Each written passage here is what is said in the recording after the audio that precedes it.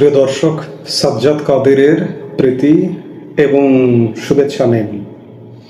এই মুহূর্তে আপনাদের সামনে কথা বলতে এসেছি। বাঁচতে হলে সংবিধান ধ্বংস করতেই হবে, এই প্রসঙ্গটি নিয়ে আপনাদের সামনে এই মুহূর্তে কথা বলবো। আমরা আলাপটি শুরু করবার আগে, কথাটি শুরু করবার আগে এই মুহূর্তে সংবিধানের ভাগ্য নিয়ন্ত্রক আলী রিয়াজ জাতীয় ঐক্যমত্য কমিশনের সহসভাপতি। আমরা আগে সবাই মিলে, যারা দর্শক এবং আমরা সবাই মিলে আলী রিয়াজ সাহেবের বক্তব্যটা শুনে আসবো, তারপরে কথা বলবো। সংবিধানকে ভায়োলেট করে হয় নাই, ফলে সংবিধানে আছে, এটাই চূড়ান্ত কথা। এই বিবেচনার থেকে আমাদেরকে বেরোতে হবে। আমি এখানে প্রকাশ্যে বলি, আমরা সকলে সংবিধান ভায়োলেট, আমি সংবিধান ভায়োলেট করে এখানে এসেছি, আপনি এসছেন। আজকে জুলাই মাসের 2 তারিখ, আমরা এখানে এসেছি কিভাবে? সংবিধানের মধ্যে দিয়ে আসি নাই। এই সংবিধানে আছে বলে এটা মানে সমুন্নত রাখতে হবে। আমাদের মনে হয় মানসিকতা থেকে বেরোতে হবে। আমরা অনেক কিছু আলোচনা করেছি গত কয়েকদিন, যেগুলো সংবিধানে নেই। আদারওয়াইজ এখানে আপনারা যারা বলে আসছেন, আদালতের হিসাবটা বাদ দিন, 7-এর ক এবং 7-এর খ ভায়োলেট করিনি আমরা।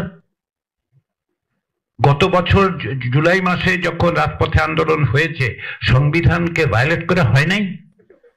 7-এর ক ক্লিয়ার ভায়োলেশন দিয়ে হয়েছে।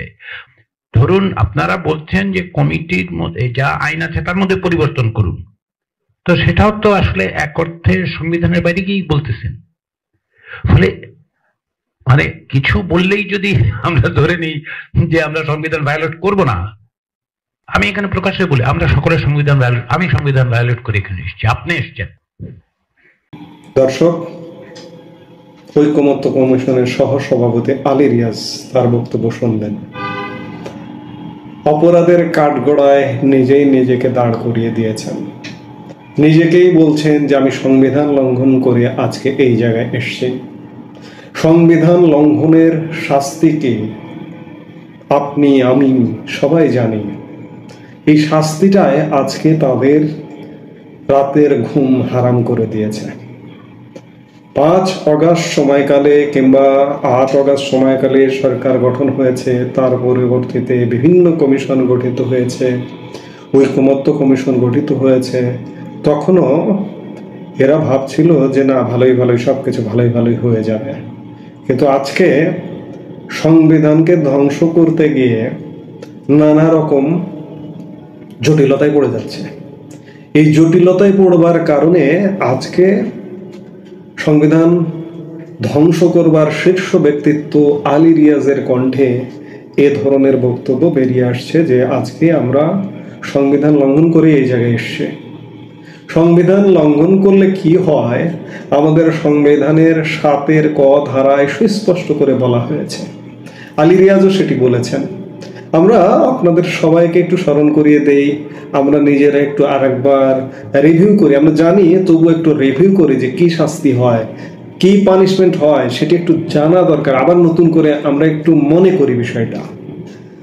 সংবিধানের প্রথম ভাগে, প্রজাতন্ত্র ভাগে বলা হয়েছে সংবিধান বাতিল, স্থগিতকরণ ইত্যাদি অপরাধ প্রসঙ্গে বলা হয়েছে। সংবিধানের 7-এর ক অনুচ্ছেদের 1-এ বলা হয়েছে কোনো ব্যক্তি শক্তি প্রদর্শন বা শক্তি প্রয়োগের মাধ্যমে বা অন্য কোনো সাংবিধানিক পন্থায়। 1-এর আবার কতে বলা হয়েছে এই সংবিধান বা ইহার কোনো অনুচ্ছেদ রদ, রহিত বা বাতিল বা স্থগিত করিলে কিংবা উহা করিবার জন্য উদ্যোগ গ্রহণ বা ষড়যন্ত্র করিলে, কিংবা 7-এর কয়ের 1-এরই আবার খতে বলা হয়েছে এই সংবিধান বা ইহার কোনো বিধানের প্রতি নাগরিকের আস্থা, বিশ্বাস বা প্রত্যয় পরাহত করিলে কিংবা উহা করিবার জন্য উদ্যোগ গ্রহণ বা ষড়যন্ত্র করিলে তাহার এই কার্য রাষ্ট্রদ্রোহিতা হইবে এবং ওই ব্যক্তি রাষ্ট্রদ্রোহিতার অপরাধে দোষী হইবে। সংবিধানের 7-এর কয়ের 1 বললাম, এবার 7-এর কয়ের 2-এ কি বলা হয়েছে?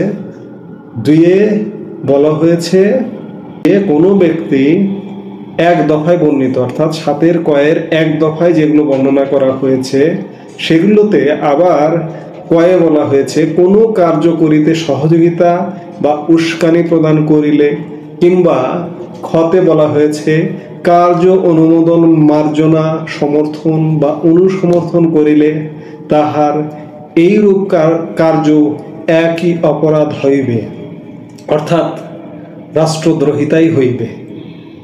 7 কয়ের 3 অনুচ্ছেদে বলা হয়েছে এই অনুচ্ছেদে বর্ণিত অপরাধে দোষী ব্যক্তি প্রচলিত আইনে অন্যান্য অপরাধের জন্য নির্ধারিত দণ্ডের মধ্যে সর্বোচ্চ দণ্ডে দণ্ডিত হইবে। বাংলাদেশ দণ্ডবিধির সর্বোচ্চ দণ্ড যাবজ্জীবন কিংবা মৃত্যুদণ্ড রাষ্ট্রদ্রোহিতা অপরাধের শাস্তি। আজকে ডক্টর ইউনূস নিজে, ডক্টর ইউনূসের সরকারে যারা আছেন, ঐক্যমত্য কমিশনে যারা আছেন, এমনকি এই যে সমন্বয়করা, প্রত্যেকেই রাষ্ট্রদ্রোহিতার অপরাধে মতো অপরাধ করে ফেলেছেন, যার কারণে আজকে মূল মাথা ব্যথা এই সংবিধানটি ধ্বংস করে দিতে হবে। সংবিধানের 7 ক বিশেষ করে এই 7 ককে ভ্যানিশ করে দিতে হবে, যাতে ভবিষ্যতে আজকে একটা পরিস্থিতি আছে, এই পরিস্থিতিটা পাল্টে গেলে যদি এটা রিসেট বাটন চাপানো হয়, ডক্টর ইউনূসের ভাষায় বলে রিসেট বা রিভার্স করে, তাহলে আজকে যারা সরকারে আছেন ও উপদেষ্টা পরিষদের প্রত্যেকটি সদস্য, প্রধান উপদেষ্টা, এই যে বিভিন্ন কমিটি যারাই কাজ করছেন, তারাই কিন্তু সংবিধান লঙ্ঘন করেছেন, সংবিধান লঙ্ঘন করবার মতো অপরাধ করেছেন। এই লঙ্ঘন করবার অপরাধ করলে সংবিধানে সুস্পষ্টভাবে বলা আছে, আমাদের 72-এর সংবিধানে। এই 72 সংবিধান এত উন্নত একটি সংবিধান, আমাদের মুক্তিযুদ্ধের চেতনা এবং পৃথিবীর বিভিন্ন দেশের এটি বিশাল গবেষণা করে আমাদের রাজনীতিবিদরা, আমাদের পার্লামেন্টারিয়ানরা, অভিজ্ঞ পার্লামেন্টারিয়ানরা দীর্ঘ আলাপ আলোচনা করে এই সংবিধানটি রচনা করা হয়েছিল। আজকে সেই সংবিধানটি বাদ দেওয়ার মূল কারণ, ধ্বংস করবার মূল কারণই হচ্ছে 2024 সালের 5 আগস্ট থেকে শুরু করে আজ পর্যন্ত রাষ্ট্রদ্রোহিতামূলক যত কর্মকাণ্ড হচ্ছে সেগুলো থেকে বাঁচবার একটি প্রচেষ্টা।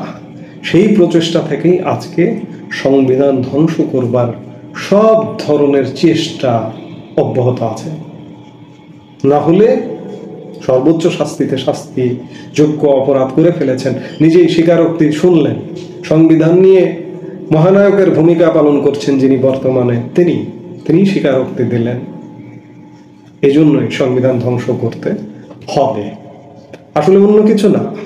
আমাদের শাসনতন্ত্র, আমাদের সংবিধান চেঞ্জ করে আমাদের যে বিরাট কিছু হয়ে যাবে, বিরাট উন্নত হয়ে যাব, আমরা আমেরিকা হয়ে যাব, ইউরোপ হয়ে যাব, তা কিন্তু নয়। মূল মাথা ব্যথাই হচ্ছে রাষ্ট্রদ্রোহিতার অপরাধ থেকে নিজেদেরকে বাঁচানো। এখন দেখার বিষয় যে শেষ পর্যন্ত আজকে 11 মাসে এই কাজটি করতে পারেনি, শেষ পর্যন্ত এটি পারে কিনা, আসলে কার জয় হয়। বাংলাদেশের মানুষের জন্য বাংলাদেশের মানুষ এই মুহূর্তে একটা বলতে পারেন যে এটি একটা খেলা দেখছি আমরা। এই খেলার জয় পরাজয় কোন দিকে? মির্জাফর যে জয়ী হবে নাকি নবাব সিরাজউদ্দৌলা জয় হবে?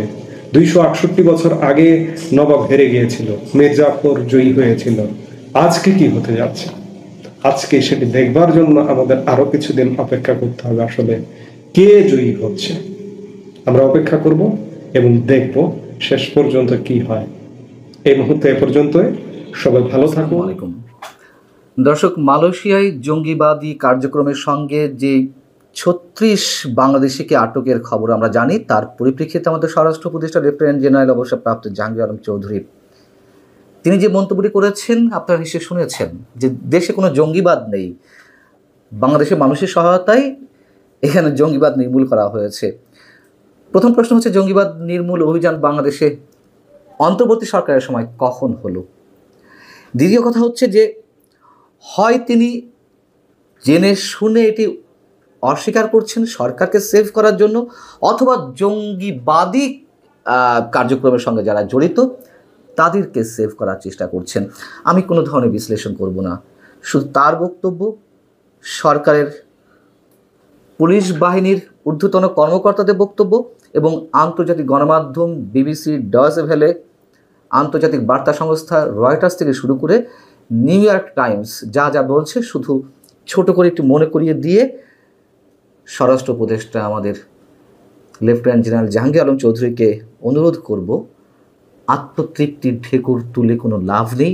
দয়া করে বাস্তবতা বুঝুন, স্বীকার করুন আর না করুন, অন্তত জঙ্গিবাদের বিরুদ্ধে অভিযানটি শুরু করুন। আমরা তো জানি যে মালয়েশিয়ায় যে আন্তর্জাতিক জঙ্গি সংগঠন ইসলামিক স্টেটের একটি নেটওয়ার্ক ভেঙে দেওয়ার দাবি জানিয়েছে মালয়েশিয়া সরকার, এবং তারা কিভাবে ফান্ড ক্রিয়েট করছিল, এই ফান্ড বাংলাদেশে কিংবা অন্য কোনো রাষ্ট্রে সিরিয়াতে পাঠানো হচ্ছিল কিনা সে বিষয়ে তারা তদন্ত করছে। এই বিষয়টিকে সামনে রেখে মালয়েশিয়ার পুলিশ প্রধান খালিদ ইসমাইল তিনি যে বক্তব্যটি দিয়েছেন গণমাধ্যমে, সেটি আন্তর্জাতিক বিভিন্ন গণমাধ্যমে উঠে এসেছে, স্থানীয় গণমাধ্যমে বলার সঙ্গে সঙ্গে তার বক্তব্য ছিল যে এই দলটি সিরিয়া এবং বাংলাদেশে আইএস কর্মকাণ্ড পরিচালনার জন্য তহবিল জোগাড় করত এবং প্রত্যেক সদস্যকে সদস্য ফি হিসেবে 500 রিঙ্গিত বা বাংলাদেশি টাকায় 14,000 টাকা করে দিতে হতো। এটা ইচ্ছাধীন ছিল, কেউ বেশি দিত, কম দিত। মালয়েশিয়ার যে সংবাদ মাধ্যম দ্য স্টার সেটি বলছে যে গেরাকান মিলিটান্ট র্যাডিক্যাল বাংলাদেশ বা GMRB নামে হোয়াটসঅ্যাপ ও টেলিগ্রামে তারা তাদের কর্মকাণ্ড পরিচালনা করত। ডয়েচে ভেলে, আন্তর্জাতিক বার্তা সংস্থা ডয়েচে ভেলে বাংলাদেশে জঙ্গিবাদ নিয়ে একটি প্রতিবেদন প্রকাশ করেছে গত কয়েকদিন আগে, হলি আর্টিজান হামলার 9 বছর পূর্তিতে। ডয়েচে ভেলে দেওয়া সাক্ষাৎকারে আমাদের মেট্রোপলিটন পুলিশ প্রধান ডিএমপির পুলিশ কমিশনার তিনি বলছেন, বাংলাদেশে কোনো জঙ্গি নাই, বাংলাদেশে আছে ছিনতাইকারী। আমাদের কোনো মন্তব্য নেই। কোন ধরনের কত গুরুত্বপূর্ণ একটি সংবাদের সঙ্গে তিনি ছিনতাইকারী প্রসঙ্গ নিয়ে আসছেন, কতটা হেলাফেলা করা। তিনি বলছেন এখন ঠেকাতে হবে ছিনতাই, জঙ্গি থাকলে না হয় জঙ্গি নিয়ে ভাবব। কিন্তু একই দিন একটি অনুষ্ঠানে পুলিশের প্রধান আইজিপি বাহরুল সাহেব তিনি বললেন যে জঙ্গি নেই এ কথা বলা যাবে না, জামিনে মুক্তি যে জামিনে যে জঙ্গিদের মুক্তি মিলেছে সেই বিষয়টিও তিনি প্রসঙ্গক্রমে নিয়ে এসেছেন। এখানে বলা হচ্ছে বা তিনি বলছেন, বিগত সরকারের সময় গ্রেপ্তারকৃতদের অনেকেই জঙ্গি ছিল, আবার অনেককেই ট্যাগ দিয়ে জেলে আটকা রাখা হয়েছিল। নির্ভেজাল সত্য কথা এখানে বলতে হবে। আওয়ামী লীগের সময় যেমন জঙ্গিবাদ বিরোধী কার্যক্রম চালানো হয়েছে, একের পর এক জঙ্গিবাদী কার্যক্রমের সঙ্গে সম্পৃক্ততার অভিযোগে অনেককেই আটক করা হয়েছে, জঙ্গিবাদী কার্যক্রম নির্মূল করা হয়েছিল, এটা যেমন সত্য, আবার অনেককে রাজনৈতিকভাবে রাজনৈতিক উদ্দেশ্য সাধনের জন্য অনেককে জঙ্গি ট্যাগ দেওয়া হয়েছিল, এটাও সত্য কথা। ডয়েচে ভেলে পুলিশের সূত্র থেকে প্রাপ্ত তথ্য নিয়ে বলছে, গত 5 আগস্ট আওয়ামী লীগ সরকার পতনের পর সারা দেশ থেকে বিভিন্ন ধরনের 5,750টি আগ্নেয়াস্ত্র লুট হয়। এর মধ্যে 4,331টি আগ্নেয়াস্ত্র উদ্ধার করা হয়েছে, কিন্তু এখনও 1,419টি লুণ্ঠিত অস্ত্র উদ্ধার হয়নি। এটি পুলিশ সোর্সে বলা হচ্ছে, কিন্তু আমরা জানি এর বাইরে আরও অনেক অস্ত্র বিশেষ একটি গোষ্ঠীর হাতে রয়েছে। ডয়েচে ভেলে বলছে, লুট হওয়া 6,51,609টি বিভিন্ন ধরনের গোলাবারুদের মধ্যে 3,88,456টি গোলাবারুদ উদ্ধার হলেও 2,63,153টি গোলাবারুদ এখনও উদ্ধার হয়নি। শুধু গোলাবারুদ কেন, অভ্যুত্থানে যেই স্নাইপার রাইফেল ব্যবহার হয়েছে সেগুলোরও তো কোনোটি উদ্ধার করা হচ্ছে, যদিও ব্যাপক সংখ্যক এই ধরনের অস্ত্র যেগুলো সেনাবাহিনী ব্যবহার করার কথা সেগুলো অনেকের হাতে রয়েছে এখনো পর্যন্ত। কারা পরিদর্শক তিনি কি বলছেন ডয়চে ভেলেকে? কারা পরিদর্শক brigadier general Syed Mohammad Modar Hossain Deutsche ভেলেটি কোট করেছে বা সংবাদ সম্মেলনেও তিনি বলছেন, জুলাই আগস্টে আন্দোলনের সময় দেশের বিভিন্ন কারাগার থেকে 2200 বন্দী পালিয়ে গিয়েছিল। জঙ্গিবাদ কার্যক্রমের সঙ্গে যারা সম্পৃক্ত বা অভিযুক্ত তাদের সম্পর্কে এখানে বলা হচ্ছে। সেই বন্দীদের মধ্যে ফাঁসির দণ্ডপ্রাপ্ত আসামি ছাড়াও বিভিন্ন মেয়াদে সাজাপ্রাপ্ত অপরাধীরা ছিলেন। পালিয়ে যাওয়া বন্দীদের মধ্যে 1500 জন ফিরে এসেছেন, তবে এখনও 700 জন পলাতক আছেন, যাদের মধ্যে 70 জন অতি ঝুঁকিপূর্ণ, যেমন জঙ্গি, ফাঁসির দণ্ডপ্রাপ্ত এবং শীর্ষ সন্ত্রাসী। কার কথা আমরা বিশ্বাস করব? আমাদের স্বরাষ্ট্র উপদেষ্টা এবং ডিএমপি কমিশনার, নাকি পুলিশের প্রধান এবং কারা পরিদর্শকের বক্তব্য? এবং কি ঘটেছে সেগুলো তো আমরা জানি। আমরা জানি না বিভিন্ন মিছিলে ইসলামিক স্টেটের যে কালো পতাকা সেগুলো মুহুর্মুহু ব্যবহার করা হয়েছে, কারা ব্যবহার করেছে? আন্তর্জাতিক বার্তা সংস্থা রয়টার্স তারা মালয়েশিয়া সরকারের বক্তব্য নিয়ে তারা যে কথাটি বলছে, আইএস এর এই নেটওয়ার্কটি সদস্য সংগ্রহের জন্য অন্য বাংলাদেশি শ্রমিকদের টার্গেট করত, এ কাজে সোশ্যাল মিডিয়া ও অনলাইন মেসেজিং প্ল্যাটফর্ম ব্যবহার করত। সিরিয়া এবং বাংলাদেশে অর্থ পাঠাতে আটককৃতদের আন্তর্জাতিক ফান্ড ট্রান্সফার সার্ভিস এবং ই ওয়ালেট ব্যবহারের কথা বললেও কি পরিমাণ অর্থ তারা সরবরাহ করেছে সে ব্যাপারে বিস্তারিত তথ্য দিতে মালয়েশিয়া পুলিশ আপাতত অস্বীকৃতি জানিয়েছে।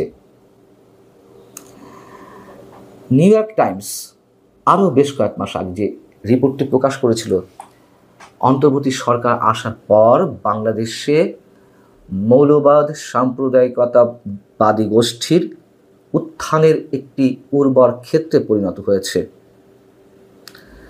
সব বাদ দিলাম, মালয়েশিয়া সরকারকে কি আওয়ামী লীগ কিনে নিয়েছে টাকা দিয়ে, যে অন্তর্বর্তী সরকারের বিরুদ্ধে কোনো একটা কনস্পিরেসি করানো হচ্ছে তাদেরকে দিয়ে? পুলিশের কমিশনার ডিএমপির অথবা আমাদের স্বরাষ্ট্র উপদেষ্টা কতটা সিলি কথাবার্তা বলেছেন সে ধরনের কোনো মন্তব্য করব না। তবে আন্তর্জাতিক গণমাধ্যম এবং মালয়েশিয়া সরকার যা বলছে, এইসব বক্তব্যের পরিপ্রেক্ষিতেও দায়িত্বশীল ব্যক্তিরা যে ধরনের মন্তব্য করছেন তা সত্যি সত্যি তারা নিজেদেরকে খেলো করছেন, বাংলাদেশকে ভয়ঙ্কর বিপদের মধ্যে ঠেলে দিচ্ছেন, বুঝে কিংবা না বুঝে। ভালো থাকুন সবাই।